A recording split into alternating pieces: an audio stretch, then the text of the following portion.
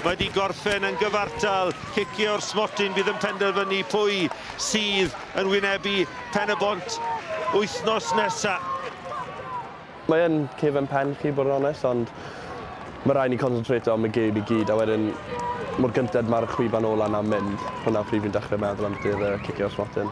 Yeah, it is nerve-wracking. A lot of us have done it before, so just sort of relying on past experiences.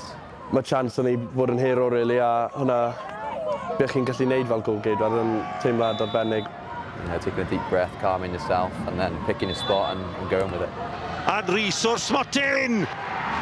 Ie, dyna ti eisiau gan capten, de. Ni'n neud bach gwaith adre, ond mynd gyda gut fi hefyd, fel chi'n teimlo yn y moment, a ni jyst i camu draw a... Mae'r arbediad yn un wych gan Ifan Knott. Mantais i Hwlffordd. Ifan's a fantastic keeper. We knew he'd save at least one, and he did. Ar ôl o'n i wedi gwneud arbediad gyntaf na, just hyder fi wedi tyfu, a oedd teimlad bod ni'n mynd i wneud effecto'r cicio'r smotyn nesaf, a ni wedi. Bach o blur, really. Fi'n cofio watcho'r gêm nôl ar ôl 1 getra, ond oedd y hanner gyntaf yn blur, fel just bach o nerves, ond mae hwnna'n rhywbeth sy'n mynd i digwydd amser chi, dim ond 11 mwy ddod, ond fi'n tyfu gyda profiad, a bach o blur, ond fi'n cofio cicio'r smotyn yn iawn, so... Yeah, we stuck in it well. Like we have all season, to be honest. You know, we've had some ups and downs across the season, especially at the start. But yeah, like I said, the character of the team shone through, I think. Your record's quite extraordinary, really. 6 games played in the playoffs, 6-1, 4 of them in penalty shootouts. Yeah. 4 of them, you've taken the penalty as well. Yeah, like as a captain, I'd like to take the responsibility as well. I think I could sort of breed a bit of confidence in the players. If I step up and take one, it sort of breeds the rest to do the same. That's what I try and do, and it's worked well so far, I suppose. So yeah, I'll try and keep doing it. Ti wedi bod ar ochr arall y smotyn hefyd. Siarad gyda ti ar ôl y gêm yn efo'r rhyd aman. Hwnna oedd y tro gyntaf, gobeithio tro ola. Ti'n sgorio yn fyna.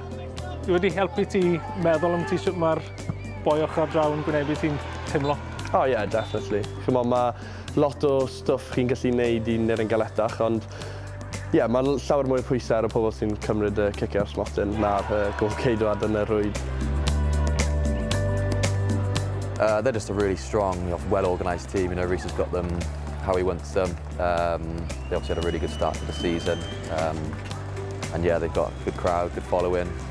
It'll be a really tricky game. Fi'n meddwl ni'n mynd la gyda dim byd i colli, really. Mae'r pwysau i gyd yn nhw. Ni ffwrdd, sa'n meddwl bod ni wedi ennill la mewn 2-3 blynedd, a mae lot o experience yn tîm nhw. Feels like the year of penalty shootout.